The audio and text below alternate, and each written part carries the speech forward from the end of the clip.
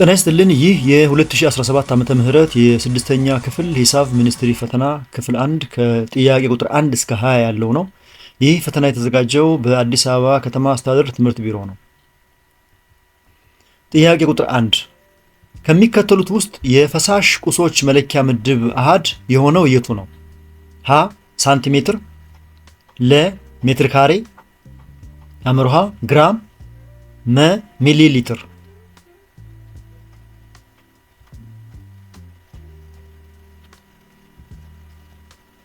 ሚሊ ሊትር ካላችሁ ትክክል ነው። ምክንያቱም ሚሊ ሊትር የፈሳሽ መጠንን ለመለካት የምንጠቀምበት አሃድ ነው። ሳንቲሜትር ለርዝመት፣ ሜትር ካሬ ለስፋት እና ግራም ለክብደት መለኪያ ያገለግላሉ።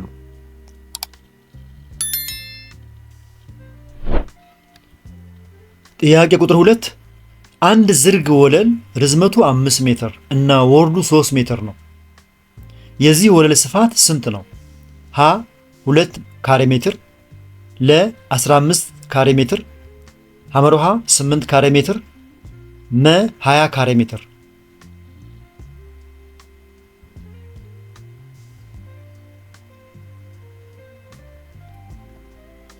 15 ካሬ ሜትር ካላችሁ ትክክል ነው። ምክንያቱም የአንድ አራት ማዕዘን ስፋቱ ሲሰላ ርዝመት ሲባዛ ወርድ ነው። ስለዚህ እዚህ ላይ የተሰጠን ቁጥር አለ፣ ርዝመት አለ 5 ሜትር፣ ወርዱ 3 ሜትር። ስለዚህ 5 ሲባዛ 3 15 ካሬ ሜትር ይሆናል ማለት ነው።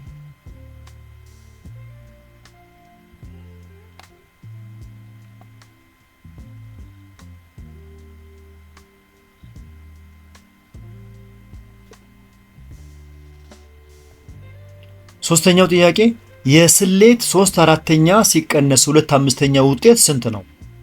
ሀ 7/20ኛ፣ ለ 7/10ኛ፣ ሐመሮሃ 17/20ኛ ወይስ መ 23/20ኛ?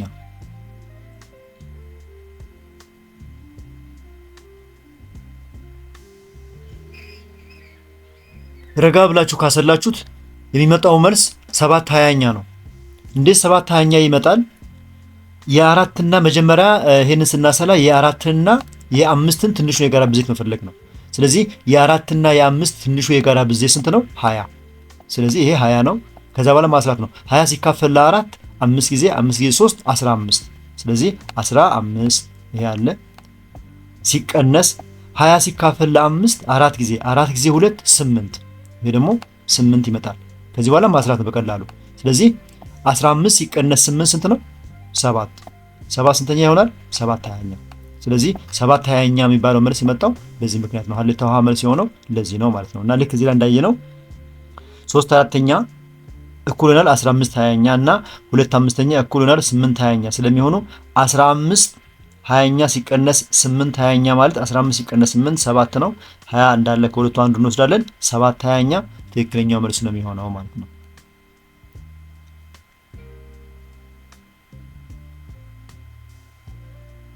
እናንተ በሚገባችሁ መንገድ ደግሞ ረጋ ብላችሁ ማስላት ትችላላችሁ። ጥያቄ ቁጥር 4 የሁለት ዛፎች ርዝመት 23.38 ሜትር እና 12.62 ሜትር ከሆነ የዛፎቹ ጠቅላላ ርዝመት ስንት ይሆናል? ሀ 10.51፣ ለ 10.76፣ ሐመሮሃ 35.75፣ መ 36.00።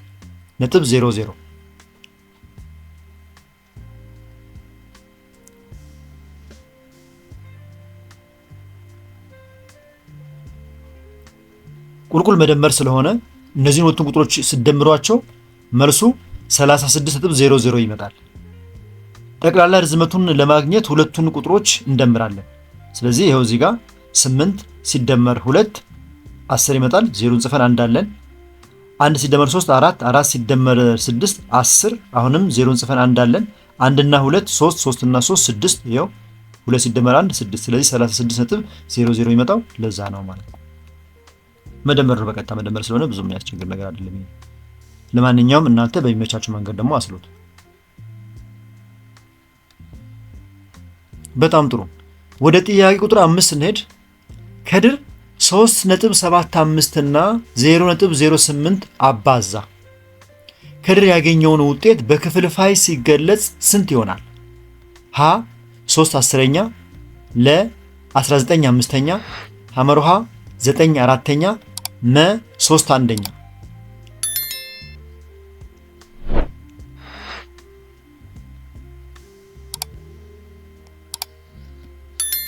3/10ኛ ካላችሁ ትክክል ነው።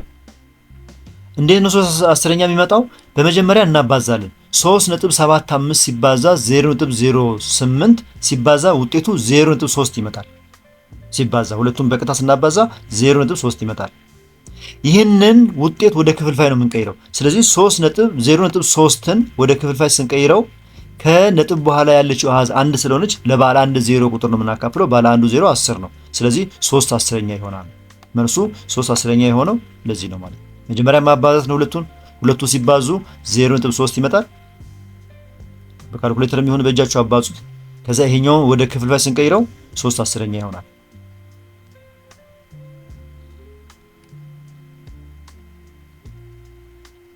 ወደ ጥያቄ ቁጥር 6 ስንሄድ ከሚከተሉት አገላለጾች ውስጥ ትክክል የሆነው የቱ ነው? ትክክል የሆነው ሀ 1/4ኛ እኩል ይሆናል 2.5%፣ ለ 1/8ኛ እኩል ይሆናል 1.25%፣ ሐመርሃ 1/2ኛ እኩል ይሆናል 5%፣ መ 3/4ኛ እኩል ይሆናል 75%።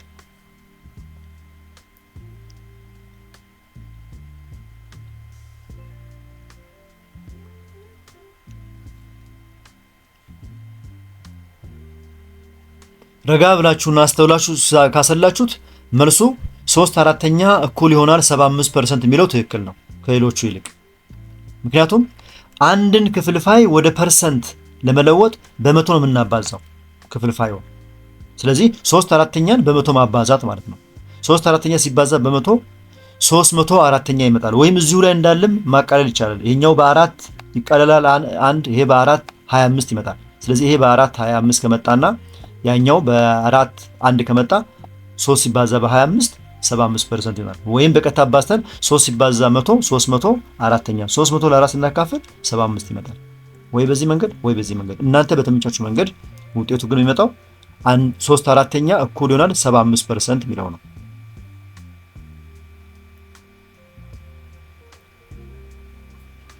መልካም። ወደ ጥያቄ ቁጥር 7 ስንሄድ የአልጀብራዊ መገለጫ ሸ ሲደመር 5ቀ ሲደመር ሸ ሲቀነስ 2ቀ ሲቀነስ 2ሸ ሲቃለል ውጤቱ የቱ ነው? ሀ 3ቀ፣ ለ 2ሸ ሲቀነስ 3ቀ፣ ሐመርሃ 2ሸ ሲደመር 3ቀ፣ መ 2ሸ።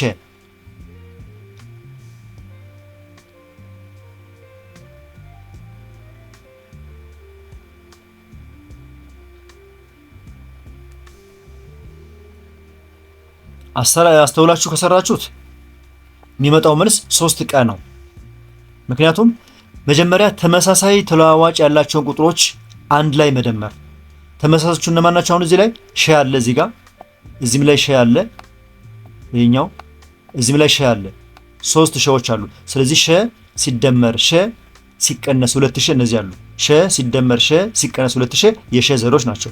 ከዛ ደግሞ ቀጥሎ ማን ይቀራል? ቀ። የቀ ዘሮች ደግሞ ይሄው እዚህ ጋር 5 ቀ አለ፣ እዚህ ጋር ደግሞ 2 ቀ አለ። ስለዚህ 5 ቀ ሲቀነስ 2 ቀ 5 ቀ ሲቀነስ 2 ቀ። ከዛ በኋላ ይሄ ምን ይመጣል? 5 ሲቀነስ 2 3 ቀ ይመጣል ማለት ነው። ስለዚህ ሸ ሲደመር ሸ ሲቀነስ 2ሸ ማለት ሸ ሲደመር ሸ 2 ነው። 2ሸ 2ሸ ሲቀነስ 2ሸ 0 ይመጣል። 5 ቀ ሲቀነስ 2 ቀ ደግሞ 3 ቀ ይመጣል። ስለዚህ 0 ሲደመር 3 ቀ ስንት ነው? 3 ቀ ይመጣል። መልሱ መጨረሻው መልስ 3 ቀ ይሆናል ማለት ነው።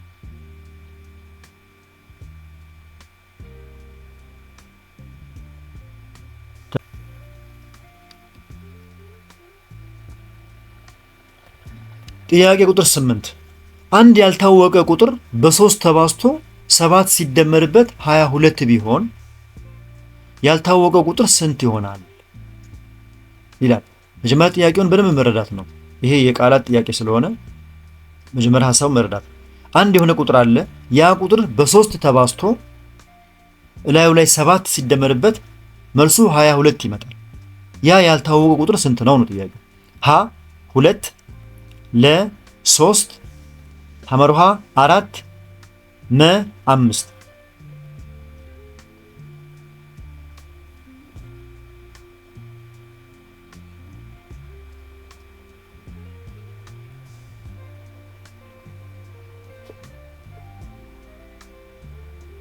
አሰላችሁት? ችግር የለውም። ቀስ ብላችሁ ረጋ ብላችሁ ማስላት ትችላላችሁ። መልሱን እንነጋገርበትና እናንተ ረጋ ብላችሁ ማሰላት ትችላላችሁ። ሂሳብ ስለሆነ ቀስ ብላችሁ አስሉ። መልሱ 5 ነው የሚሆነው። ምክንያቱም ያልታወቀ ቁጥር ኤክስ ነው ብለን ብናስብ ከዛ ምን እንደሚለው አንድ ያልታወቀ ቁጥር በ3 ተባዝቶ፣ ስለዚህ ያልታወቀው ቁጥር ኤክስን በ3 እናባዛው። 3 ኤክስ ማለት እሱ ነው። ተባዝቶ 7 ሲደመርበት ሲደመር 7 ውጤቱ 22 ቢሆን ይላል። ይሄ ነው እንግዲህ አጠቃላይ መነሻው። 3 ኤክስ ሲደመር 7 22 ቢሆን የኤክስ ዋጋ ስንት ነው? አንድ ያልታወቀ ቁጥር በ3 ተባዝቶ 7 ሲደመርበት 22 ይመጣ ከሆነ ያ ያልታወቀ ቁጥር ማን ይባላል ወይም ስንት ነው ነው። ስለዚህ ከሁለቱም በኩል ይሄን ስናሰላ 3 ኤክስ ሲደመር 7 እኩል ይሆናል 22 ማለት በሌላ አሰራር 3 ኤክስ ሲደመር 7 ሲቀነስ 7 እኩል ይሆናል 22 ሲቀነስ 7 ይሆናል ማለት ነው። 7 ለማንሳት ከዚህ ላይ ስለዚህ 3x እኩል ይሆናል 22 ሲቀነስ 7 ስንት ነው? 15። ይኸው 3x እኩል ይሆናል 15 የሚለው የመጣው በዛ ነው። ይሄ 15 የመጣው ከ22 ላይ ይሄኛው 7 ወደ ተሻግሮ ስለተቀነሰበት ነው ማለት ነው። ከዚህ በኋላ 3x እኩል ይሆናል 15 ከሆነ የኤክስን ዋጋ ደግሞ ለማግኘት ምንድን ነው የምናደርገው? ለ3 ማካፈል፣ ይሄኛውንም ለ3 ማካፈል። ስለዚህ ይሄኛው 3 በ3 ይጠፋል። ማን ይቀራል? ኤክስ 15 ሲካፈል ለ3 5 ይሆናል። ስለዚህ የኤክስ ዋጋ 5 የሆነው በዚህ ምክንያት ነው ማለት ነው።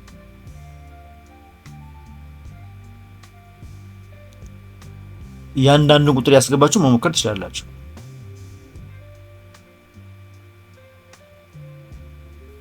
በጣም ጥሩ። ወደ ጥያቄ ቁጥር 9 ገባል። በባር ግራፉ እዚህ ላይ ባር ግራፍ አለ። በባር ግራፉ መሰረት በጠቅላላ የክፍሉ ተማሪዎች ብዛት ስንት ነው? ይሄ ነው ባር ግራፉ። እዚህ ላይ ተማሪዎች ብዛት አለ። ይሄ እዚህ ጋር የጠፋ ጽሑፍ አለ። ብዛት ነው የሚለው ይሄኛው። ይሄ እድሜያቸው ነው። ስለዚህ ከዚህ ባር ግራፍ በመነሳት የተማሪዎች የክፍል ተማሪዎች ጠቅላላ ብዛት ስንት ነው? ሀ 20 ለ 28 ሐመሮሃ 24 መ 30። ይሄ ቋም የሚያሳየው ብዛታቸውን ነው። ይሄ ቁጥር ደግሞ እድሜያቸው ነው። እድሜያቸው 11 ዓመት የሆናቸው 12 ዓመት የሆናቸው 13 ዓመት የሆናቸውና 14 ዓመት የሆናቸው እድሜ ነው። ይሄ ደግሞ ብዛታቸው ነው። ስለዚህ ይሄን ነው የምናሰለው።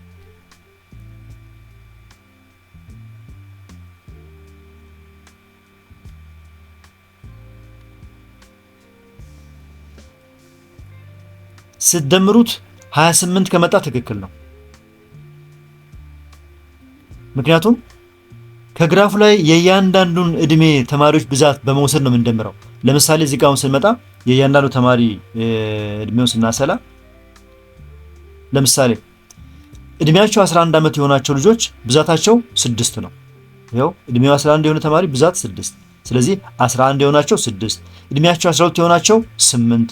ይሄ 8 ነው። እዚህ ተደብቆ ያለው ቁጥር 8 ነው።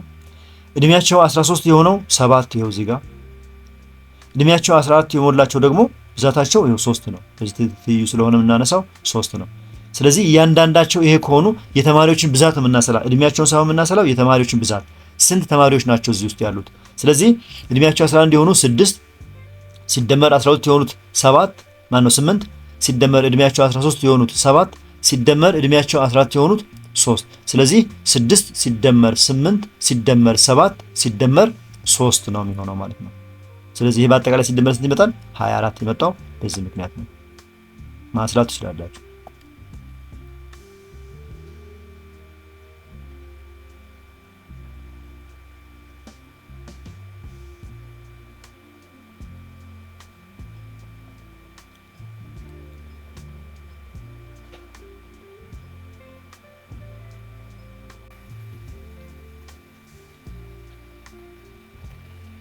ጥያቄ ቁጥር 10 ሁለት ባለ ነጠብጣብ ኪዩቦች ወደ ላይ ቢፈነጠሩ ተደምረው 7 የሚሰጡ ቁጥሮችን የማግኘት እድላችን ስንተኛ ነው ይላል። ይሄ ከዋናው ጥያቄ ላይ የለም። ስዕሎቹን ለማብራሪያ የገቡ ናቸው እንጂ ይሄኛውን ከፒዲኤፍ ላይ አታገኙትም።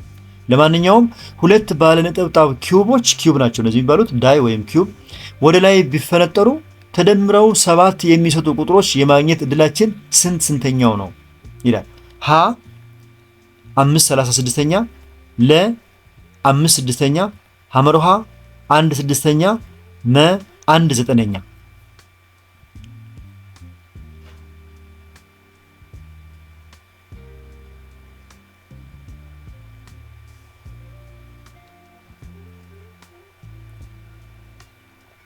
በሚመቻችሁ መንገድ አስልታችሁ 1/6ኛ ከመጣላችሁ ትክክል ነው መልሱ።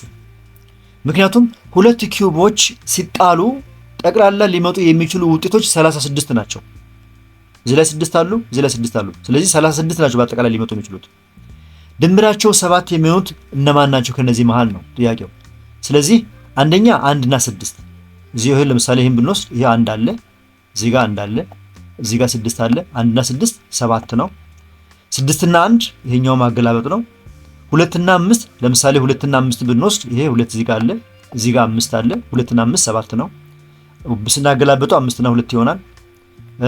ሌላው 3 እና 4 ለምሳሌ ይሄው እዚህ ጋር 3 እና 4 አለ በዚህ በኩል ይሄው እዚህ ጋር 3 እነዚህ 3 አይጦች አሉ። እዚህ ደግሞ 4 አሉ። 3 እና 4 7 ነው። ስናገላበጠው 4 እና 3ም እንደዚሁ 7 ይሆናሉ። ስለዚህ እነዚህ በአጠቃላይ ብዛታቸው ስንት ነው ማለት ነው? 6 ነው። ይሄው እዚህ ጋር 1 እና 6 6 እና 1 2 እና 5 5 እና 2 3 እና 4 4 እና 3 በአጠቃላይ 6 ናቸው ማለት ነው። ስለዚህ 6 ማለት እድሉ 6/36ኛ ነው። ከ36ቱ መሃል እነዚህን የማግኘት እድላችን 6/36ኛ ነው። 6/36ኛ ማለት ደግሞ ሲቃለል 6 ሲካፈል ለ6 1 36 ሲካፈል ለ6 6 ስለዚህ 1/6ኛ ይሆናል። ስለዚህ ድምሩ 7 የሚሆነውን ቁጥር ለማግኘት ያለን እድል 1/6ኛ ነው ማለት ነው።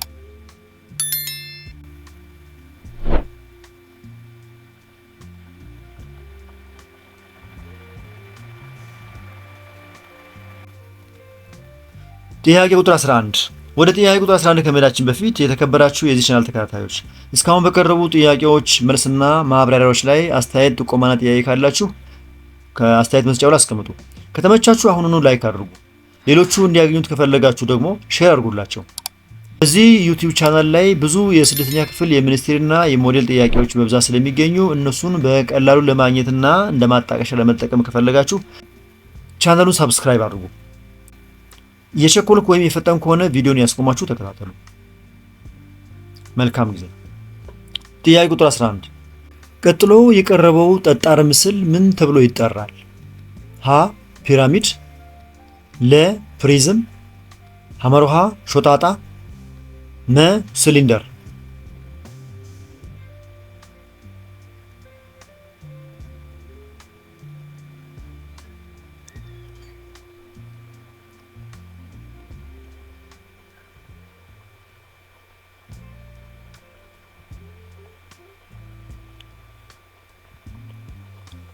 ፕሪዝም ካላችሁ ትክክል ነው። ምስሉ መሰረተ ጎን 3 ሆኖ ወደ ላይ በአንድ ነጥብ ላይ የሚገናኙ የጎን ገጾች ስላለው ጎን 3 ፕሪዝም ይባላል።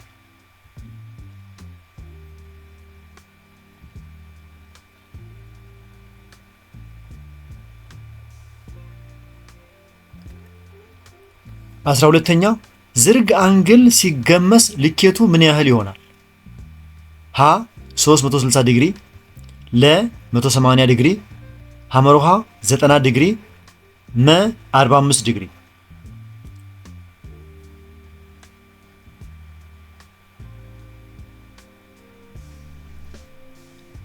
ዝርግ አንግል ሲገመስ ልኬቱ 90 ዲግሪ ይመጣል ካላችሁ ትክክል ነው። ምክንያቱም የዝርግ አንግል ልኬት 180 ሲሆን ሙሉ አንድ ቀጥ ያለ ቀጥታ መስመር ወይም ዝርግ አንግል 180 ዲግሪ ነው። ስለዚህ ይሄኛው 180 ዲግሪ የሆነው ሲገመስ ለሁለት ስንከፍለው 180 ዲግሪ ሲካፈል ለሁለት 90 ዲግሪ ይሆናል ማለት ነው። ስለዚህ የዝርግ አንግል ግማሽ ወይም እንትኑ መሃል ላይ 90 ዲግሪ ሆኖ ይከፈላል ማለት ነው። 13ኛ የአንድ ካሬ ስፋት 100 ካሬ ሜትር ቢሆን የካሬው የአንዱ ጎን ርዝመት ስንት ሜትር ይሆናል? ሀ 5፣ ለ 10፣ ሐመርሃ 25፣ መ 40።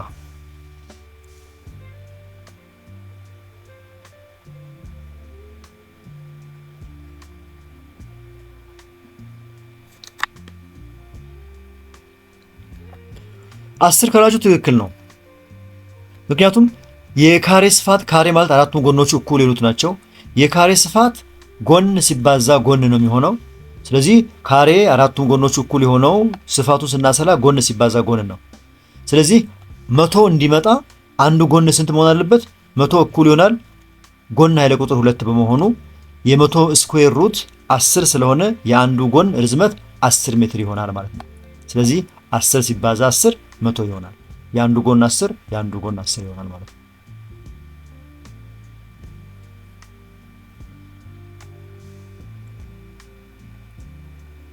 እንቀጥል። ጥያቄ ቁጥር 14 ርዝመቱ 5 ኪሎ ሜትር እና ወርዱ 15 ሜትር የሆነን መንገድ አስፓልት ለማልበስ በቀን 500 ሜትር ርዝመት ያለው አስፓልት ይሰራል። መንገዱን ሙሉ በሙሉ አስፓልት ለማልበስ ስንት ቀን ይፈጃል? ሀ 20፣ ለ 15፣ ሐመሮሃ 10፣ መ 5።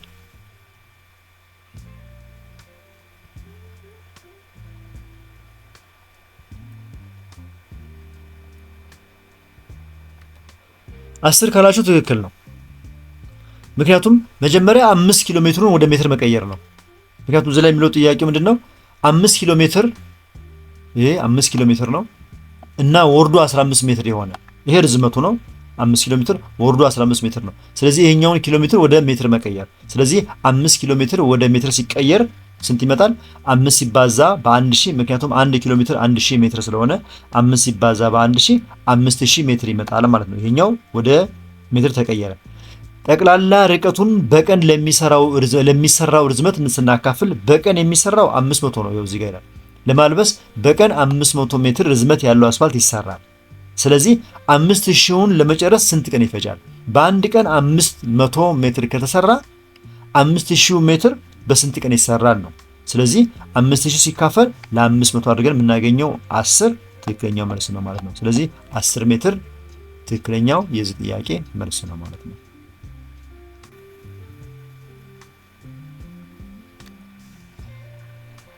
ለዛሬ የመጨረሻ የሆነው ጥያቄ ቁጥር 15 ነው። ከሚከተሉት ሙሉ ቁጥሮች ውስጥ ለ6 ተካፋይ የሆነው የቱ ነው?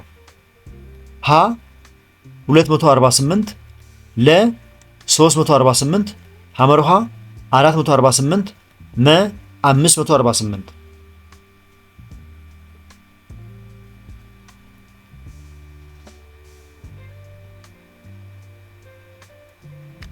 ትክክለኛው መልስ 348 ነው። ምክንያቱም አንድ ቁጥር ለ6 ተካፋይ የሚሆነው ለ2 እና ለ3 ተካፋይ ሲሆን ነው። ይሄንን ያው ባለፈው በትምህርታችሁም ስለምታውቁት አንድ ቁጥር ለ6 ይካፈላል የምንለው ለ2 እና ለ3 ከተካፈለ ነው። ያው ቁጥር ለምሳሌ እዚህ ላይ ያሉትን እያንዳንዳቸውን መሞከር ይቻላል። እንበልና እዚህ ጋር 348 አለ። 348 እያንዳንዳቸው ቁጥሮች በ8 ይጨርሳሉ። ስለዚህ ለ2 ሁሉም ይካፈላሉ። ይሄም ምክንያቱም ማብቂያው ቁጥር ሙሉ ቁጥር ስለሆነ ለ2 ይካፈላሉ። አሁን ጥያቄው ለ3 ይካፈላሉ ወይ ነው። ለ2 እና ለ3 ከተካፈሉ ለ6 ስለሚካፈሉ ለ2 ሁሉም ይካፈላሉ። ለ3 መካፈላቸው ነው ቼክ የምናደርገው። ለ3 መካፈላቸው እንዴት ነው የምናውቀው? ሶስቱን አሃዞች ደምረን ለ3 ማካፈል ነው። ያለ ቀሪ ከመጣ ያ ቁጥር ለ3 ይካፈላል ማለት ነው። ለምሳሌ ይሄኛውን እንውሰድ። 2 ሲደመር 4 ሲደመር 8 2 እና 4 6 ነው። 6 እና 8 14 ነው። 14 ለ3 አይካፈልም። ስለዚህ ይሄ መልስ አይሆንም ማለት ነው። ይሄኛውን እንውሰድ። 4 ሲደመር 4 8 ይሄኛውን አሁን ያሰላን ያለው 4 ሲደመር 4 8 8 እና 8 16 16ም ለ3 አይካፈልም። አሁንኛውን ስናየው 5 ሲደመር 4 9 ነው። 9 ሲደመር 8 17 ነው። 17ም ለ3 አይካፈልም። ስለዚህ ይሄኛው መልስ አይሆንም። ይሄን ደግሞ እንየው። 3 ሲደመር 4 7 ነው። 7 ሲደመር 8 15 ነው። ስለዚህ ይሄ ድምሩ 15 ላይ ይመጣ። 15 ደግሞ ለ3 ይካፈላል። ስለዚህ ለ3 የሚካፈል ቁጥር ለ2 ይካፈላል መጨረሻው 8 ስለሆነ፣ ለ3 ይካፈላል ድምሩ 15 ስለሆነ። ስለዚህ ለ2 እና ለ3 ከተካፈለ ይሄ ቁጥር በሌላ አባባል ደግሞ ለ6 ይካፈላል ማለት ነው። ስለዚህ አንድ ቁጥር ለ2 እና ለ3 ከተካፈለ ለ6ም ስለሚካፈል ትክክለኛው መልስ 348 ነው ማለት ነው።